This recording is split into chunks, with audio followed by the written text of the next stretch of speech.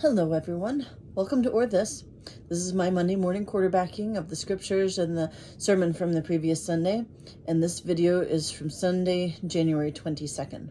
The scriptures for the day were Isaiah chapter 9, verses 1 through 4, Psalm 27, verse 1, and verses 4 through 9,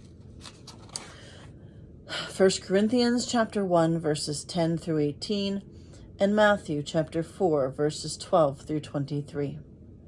The story from the Gospel of Matthew was Jesus calling his disciples. Well, Jesus starting his ministry and calling his disciples, the first disciples who were going to follow him.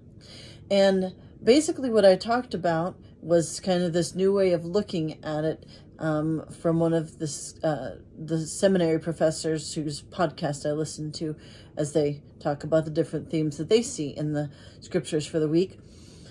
And he looked at it from the perspective of the fact that the beginning of this passage notes that John had been arrested, that idea of John being arrested by Rome, by the empire that is oppressing the people of the time, might be part of the catalyst behind these first disciples, Andrew, Peter, James, and John, signing on to follow Jesus, because they may have had, based on what John had been talking about, the kingdom of heaven has come near, and repent, and there's one more powerful than I who is coming. Some of that may not have been understood the way it was intended to be understood. As I also mentioned, and I've mentioned this before, there were people of the time waiting for a Messiah to come along in power to overthrow Rome. And so with frustration about John being arrested and the idea that there's one more powerful who is coming, and Jesus comes along in his ministry and starts saying the kingdom of heaven has come near, and I'm trying to amass some people around him, may have given these men the impression that Jesus was the kind of Messiah they were waiting for, to help them fight back against the Roman oppressors. And so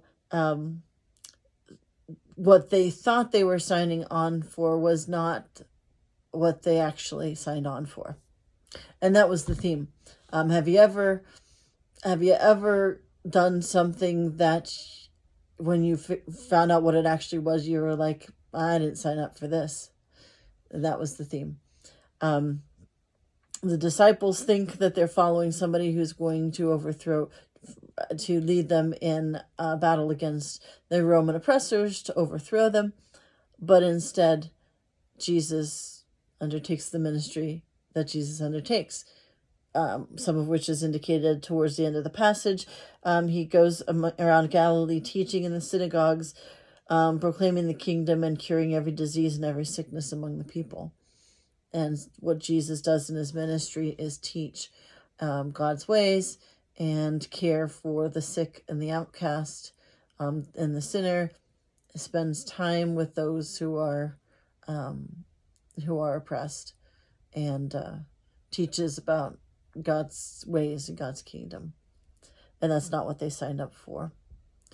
What I wanted to clarify then in this video is I asked everybody to reflect for ourselves on, does our faith ever feel like something that we didn't really sign up for?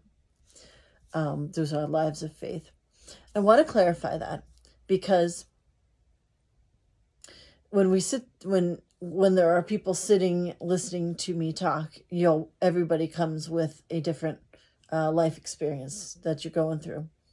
And so with that kind of theme, if you're going through something difficult, you might be thinking, yeah, that's for sure. I certainly didn't sign up for this particular situation that I'm going through. And I wanted to be clear that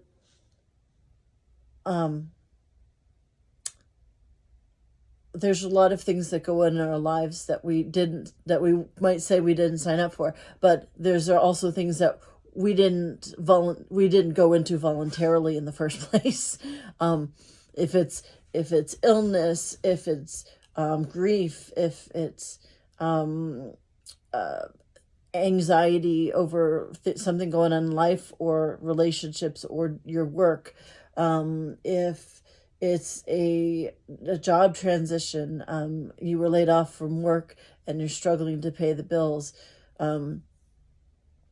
Those aren't things we signed up for in the first place. So that's not necessarily the kind of thing I was talking about, just so you know.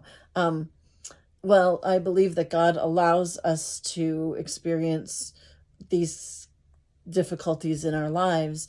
I don't think that as part of our faith, God gives them to us on purpose. So I want to clarify a little bit what I was talking about. And there was a great example of that on Saturday night, at our Saturday night service. The person who mentioned this and who I saw do this will remain nameless. But when I talked about some things that you didn't sign on for, this person kind of looked around and some other people were looking at each other and kind of laughing. And afterwards, he said about, council members looking at each other, volunteers who signed on for something and kind of ended up doing it for an extended amount of time, looked at each other and like, yeah, that's for sure. That's kind of a little bit more of what I was actually talking about.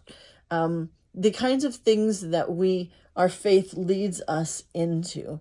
So, for example, sometimes a person this is the simplest example. Sometimes a person says yes to serving on a church council, and 6 years later, they're still on church council, and just kind of doing all kinds of stuff that they never imagined they would have been doing when they first said yes. Some of which might be like really exciting and engaging, some of which might have been stretching and pushing a little bit, might have provoked a little bit of anxiety because it might have been in a new area that you weren't used to. So that was actually a really good church example of something you did volunteer for, but when you get into it, you're like, oh wow, that's not exactly what I signed up for. Now, it could be, it's not exactly what I signed up for, meaning it's not what I expected, and yet that was really cool. Never in my wildest dreams would I have thought I would be doing this, and that's really cool. Also, there's times when it's like you get a little wary about it because you're not 100% sure about your abilities to do certain things. So that was kind of more of what I was talking about. Because of our faith, the kind of things that our faith somehow leads us into, that are like, oh, I never saw that coming. And might even be a little bit, like I said, might provoke a little bit of anxiety because it's a stretch for us. So it could be anything from a relationship, like a friendship or a partnership that comes into our